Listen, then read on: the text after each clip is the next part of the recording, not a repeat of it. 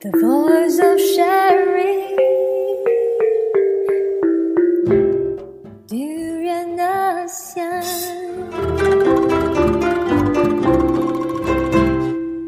Hi, this is Arlene.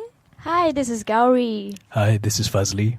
And yeah, I just want to let you know we have a new host here. Yes, and joining us all the way from Australia. No, just kidding. Graduated From Australia. He's on our Duran ASEAN team now. Yeah, and he's our intern, has been helping us a lot. But today, he together with us, we are going to talk about the Dead Poets Society. Yes, and that is, of course, in remembrance of Robin Williams, who passed away a few days back. And he has done some really great work in his life, be it in terms of comedy, in terms of drama. And I think all of us probably agree that this is one of his best movie ever, which is why we are choosing to discuss Dead Poets Society for today. It's such a sad loss. It's a kind of personal loss because we grew up watching him since we were kids. Aladdin, Hook. Yeah, knowing you won't see him wisecracking on the screen anymore, it's just, it's sad. My personal favorite, and which is the one that we are highlighting today in our ABC Cult, is Dead Poets Society. I think it is something that a lot of the younger generation of today can relate to together. I think when it comes to education, it should be something that closely resembles Dead Poets Society, the movie of Robin Williams, a teacher trying to teach his students and the meaning of poetry itself. So the first clip of today we are going to show is a clip that it was chosen by Gowri.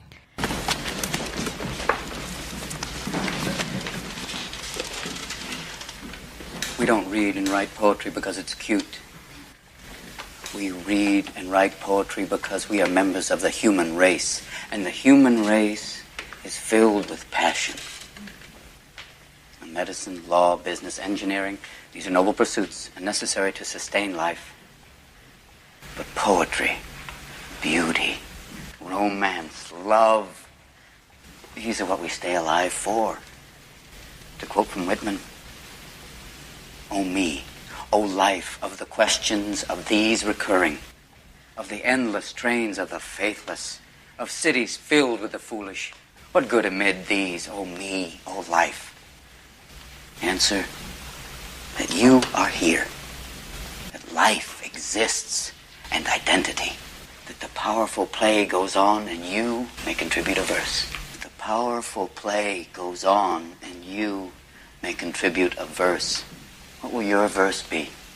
This is about how he talks about science and art, where he says that, science and medicine and law and all this is necessary to sustain life, but beauty, poetry, romance, love, this is what we stay alive for.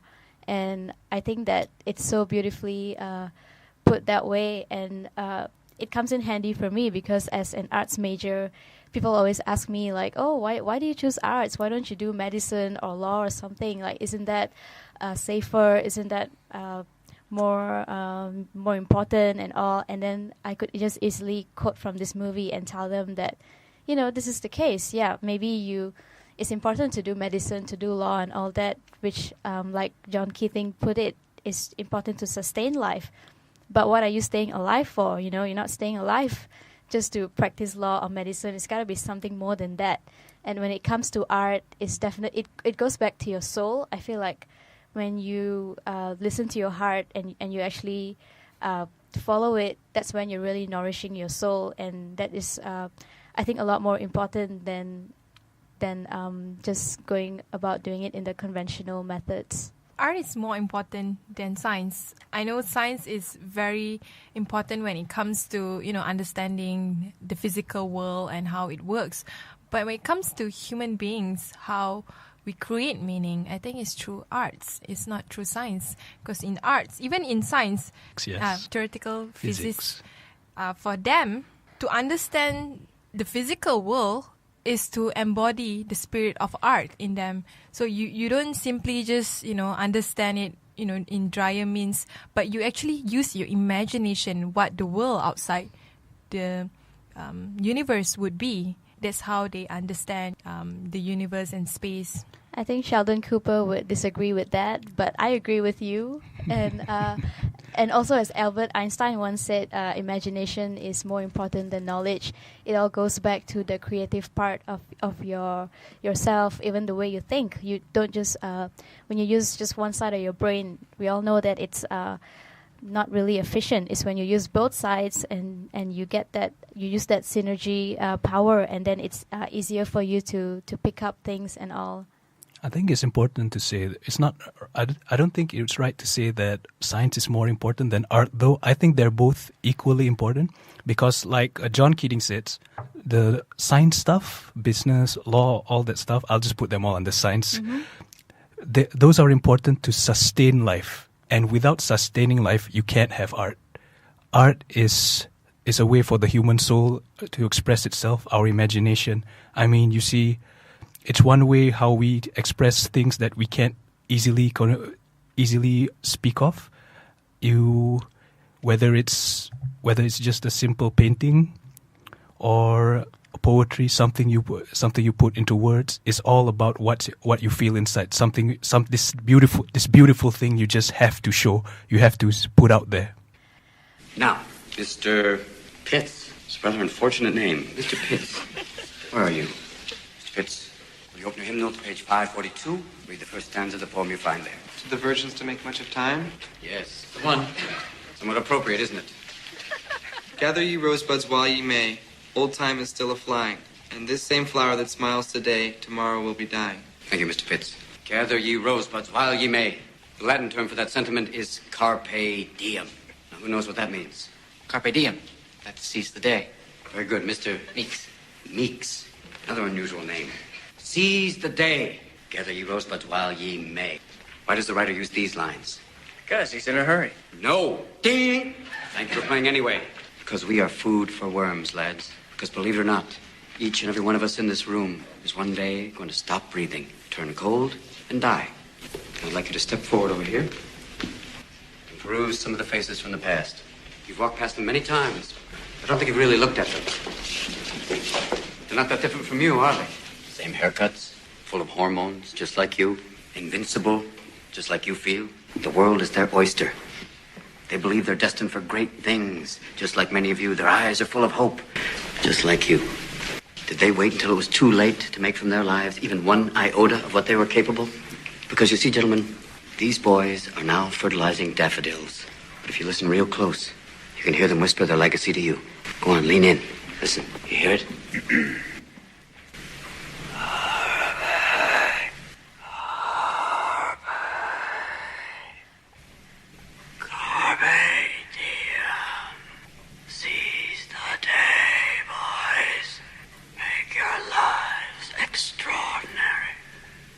The second clip of today we would like to share from the Dead Poets Society is by Fadzli.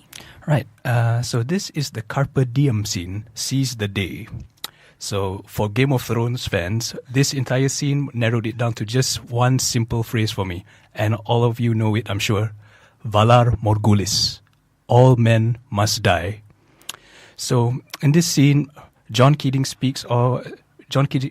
leads his students to the nearby wall where they shows pictures of students from time past, how they all probably shared the same hopes and dreams, and how they are now pretty much, as he put it, fertilizing the daffodils. Mm-hmm. So there is no guarantee of tomorrow. Any one of us could just go out just like that. There's no guarantee we'll be around tomorrow. So basically, it's important that we make each moment of our lives count. Think about it. In the thousands of years of human history, how many of us were born, grew up, had dreams, had hopes, and eventually returned to Earth to pretty much fertilize the soil, return to Earth, died? How many nameless people have gone through that same process? Only a handful of us have been lucky so that our names live on to this day. But that's not what's important. What's important is you make each day count for you, yourself.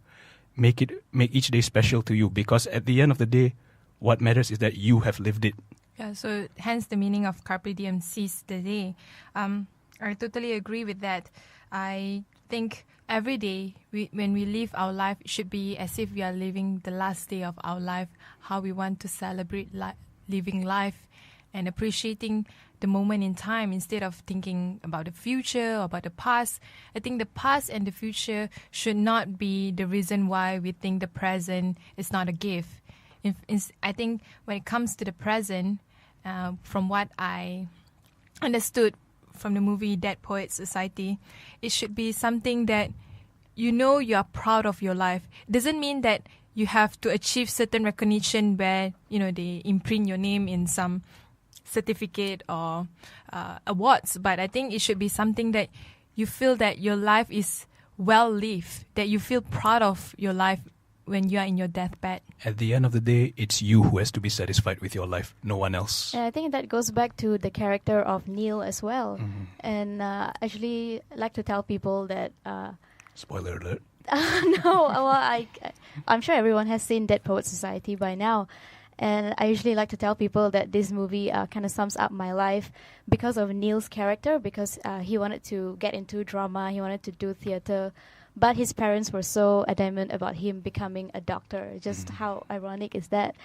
And I guess he was aware of that too, especially after what Mr. Keating said, that we have this one life and seize the day, nourish your soul and all that. And he wants to follow his calling. He wants to go into drama and performance and all that. But his parents were obviously against that. And all that pressure about having just one life and not being able to do what you want to do with it eventually drove him to his apparent suicide. Though, sadly, suicide is such a drastic solution. I mean, as long as there's life, there's opportunity. So, yeah, that was such a tragic waste in that movie, a tragic waste of life. Especially the younger generation, where we face a lot of financial crisis, economic hardship, and a lot of unemployment by youngsters today. If we feel that life should be a string of underachieving, I think it should not be like that. I think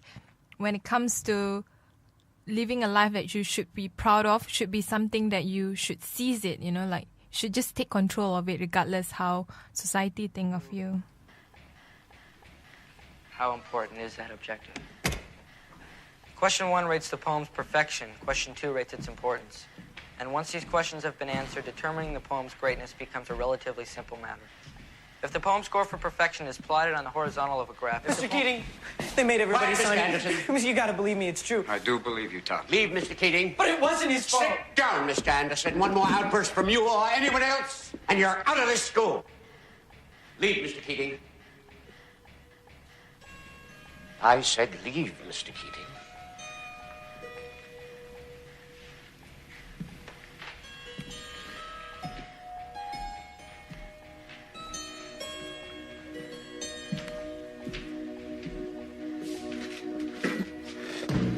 Captain, my captain. Sit down, Mr. Anderson.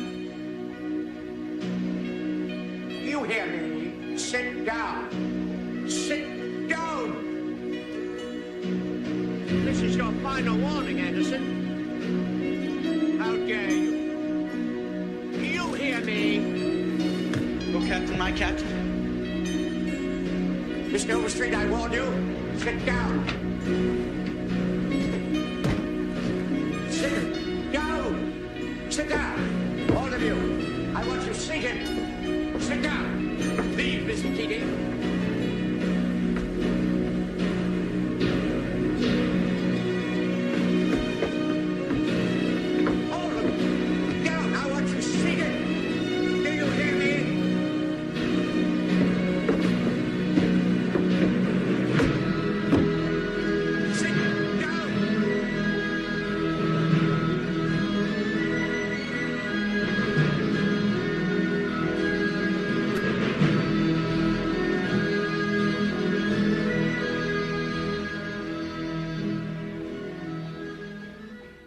The video that I choose is something that happened towards the end of the scene where Robin Williams were being laid off.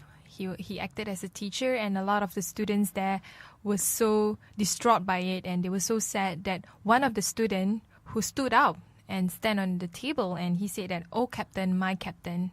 And then other students follow suit and said the same thing and were expressing that, they were behind him. They want to support him and they agree with him. To me, this shows that education itself is a farce. I believe that when it comes to the real kind of education is in a way where the teachers touches you, the environment touches you. And I think what Robin Williams' character in the Dead Poets Society, he really transformed the mindset of the student.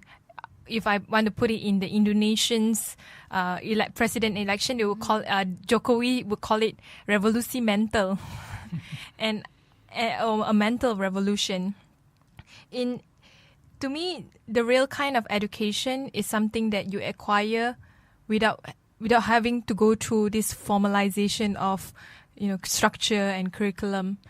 And I think Robin Williams' character nailed it. Yes, and he also stressed a lot about looking at one thing from different angles. He didn't want them to even follow the textbook. He told them to rip out the pages of the introduction and all, because he didn't want them to be too glued to the book, that everything goes back to the textbooks. He wants them to be able to think for themselves. He wants them to look at the same thing from different angles. He even said, just because you think you know something, it doesn't mean you know it. You have to look at it from a different angle, because there are always a million ways to look at one thing. So just don't think that, oh, I know this and that's about it. So like what you said, it goes back to the kind of education. He's definitely one of a kind. There aren't many teachers like him who would actually make the effort to, go the extra mile and really push their students to just think and question everything, as opposed to just memorizing everything from the textbooks. Mm-hmm. Yeah, that's true. Actually, as an example, I was a very terrible math student, and for nearly 4 years of secondary school, none of the teachers could do anything with me, for that matter. Mm-hmm. But in my final year, Form 5, just a bit of a shout out to Mr. Gandhi. So Hi, Mr. Gandhi. he came in and started teaching me maths, and he did it in such a way that I just couldn't understand why I didn't get it before. And he didn't just sit up there on the whiteboard and just scroll away things that just leave me feeling like a dumb grunt later on. But he talked to me, asked me what kind of problems I have with the subject, and not just the subject, what I felt about the subject. And when I once mentioned that I'm hopeless at maths, he knocked me on my head with his marker pen and says, "Nonsense! You know this stuff. You just don't know that you know it yet." That's awesome. And now that you brought it up, I think I would like to bring up one teacher as well. I think her name was Puan Farida, back in Form 4 and Form 5. I actually told her that I was going to be a writer or a film director or what in the future. Mm-hmm. While everyone else laughed at me, she actually said, "You know what, Gowri? I think you have what it takes. Like, go for it." And I can still hear her words ringing in my head. And every time in class, she always pushed me, and she's like, you have the talent, believe in yourself. If this is what you want to do, go for it. And I think she's part of the reason why I am where I am today. Teachers play a very, very important role. And I want to highlight countries like Scandinavia, for example, Finland. They put very high honor and regards towards who should be a teacher. Number one, obviously, the person must be passionate on teaching students, because teaching is a full-time job. Even though you only teach, from morning until afternoon, but in actuality, there's a lot more that efforts that need to be put into teaching itself. I don't want to say about the context of Malaysia, because I think our education system is a bit rather messed up. But I want to highlight what is happening in Finland now. Secondly, besides passion, you have to have high qualification. In their case would be they need to have a master degree. But to me, even if they don't have a master degree, having passion itself is good enough, and of course, a good amount of knowledge in whatever subject that they want to teach. And number 3 that I think is the most important thing is the environment. In the Robin Williams film, Dead Poets Society, he created a safe space for this student to voice out, their feelings, their thoughts on poetry. And many times he pushes the student. One of the scene, he actually asked the student to stand up on the teacher's table and then just tell him, seize the day, don't make it count, make every day worth living. And I think that is very, very important in any student's life, especially when you are growing up, you're at your most vulnerable stage. Yes, and I hope that Robin Williams is at peace now. He has really touched all of our lives in so many different ways, and I was definitely very inspired by this movie as well. I don't think it's only a best movie by Robin Williams. I think it's probably one of the best movies of all time. It's so beautifully made. Every dialogue, every part of it is carefully thought out. It's beautifully written, and the fact that it's made in a student-teacher relationship kind of way also made it even more special. I think any of us who went through school, growing up in school, could relate to this, because I'm sure all of us at least had that one teacher who you could who really you felt like they really looked out for you, So yeah, the Dead Poets Society, watch it if you haven't. Yeah, watch it. And for those who have already watched it, watch it again, and spread it out to everyone. Especially, I think young people today it's a must for them to watch movies like this, Dead Poets Society. Yes, and if you guys have any comments, anything that you want to say about the movie, please feel free to leave it on our Facebook page. You can comment when the video is out. It's posted on our official Durian ASEAN page. Of course, if you have any questions that you want to get in touch with us in real time, send us a Twitter message or just tweet us at durianasean.com. And if you want to listen to us live, you can always listen to us at durianasean.com or download the TuneIn app and listen to us via your mobile phone. With that, thank you very much from Arlene. This is Gowri. Thank you so much for listening. This is Fadzli. Thank you so much for listening.